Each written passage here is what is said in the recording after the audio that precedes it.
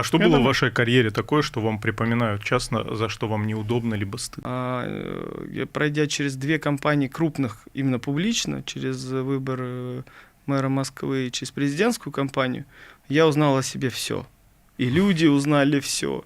И я в целом, ну, мне приятно то, что за эти 2 кампании никто не написал, что я подлец, не выложил какие-то там совершенно компрометирующие материалы, которых, ну, как бы, знаете, их нету. То есть обычно это мне сразу, когда мы шел на кампанию, это, наверное, какое-то было опасение, что меня вспомнят в школу, где-нибудь там в школе, что я там работал барменом, работал, любую работу, которая была, я работал. То, что, да, я там-то и школу пропускал, потому что не очень-то у нас много денег было, я в военном городке жил.